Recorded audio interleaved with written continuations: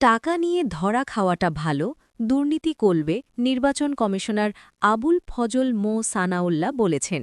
বিভিন্ন জায়গায় টাকা নিয়ে ধরা খাওয়াটা ভালো, এতে দুর্নীতি কমে আসবে।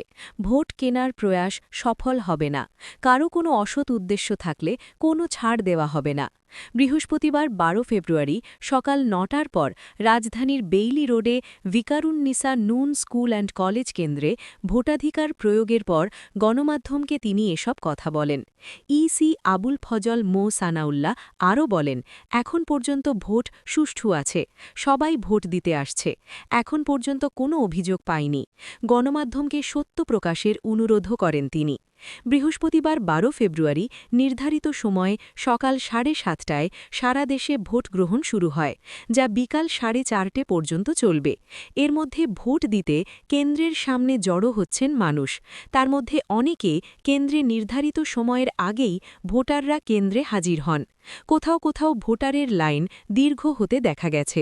বিএনপি, জামায়াত ও এনসিপির জ্যেষ্ঠ নেতাদেরও এর মধ্যে ভোট দিতে দেখা গেছে।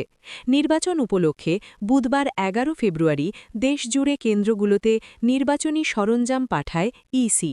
সারা রাত ধরেই ভোট কেন্দ্রগুলোর পাহারায় ছিলেন আইন-শৃঙ্খলা রক্ষাকারী বাহিনী।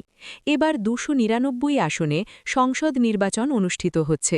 প্রার্থীর মৃত্যুজনিত কারণে শেরপুর ৩ আসনে নির্বাচন স্থগিত করা হয়েছে। ভোটের লড়াইয়ে নিবন্ধিত ৫০টি রাজনৈতিক দল অংশগ্রহণ করছে। মোট প্রার্থীর সংখ্যা ২০২৮ জন এবং এদের মাঝে স্বতন্ত্র প্রার্থী হিসেবে প্রতিদ্বন্দ্বিতা করছেন ২৭৫ জন, আর মোট প্রার্থীর মাঝে মাত্র ৮৩ জন হলেন নারী। মোট প্রার্থীর মধ্যে রাজনৈতিক দলের ১,৭৫৫ জন এবং স্বতন্ত্র ২৭৩ জন।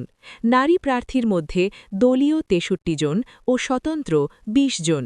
পুরুষ প্রার্থীর মধ্যে দলীয় ১,৬৯২ জন ও স্বতন্ত্র ২৫৩ জন।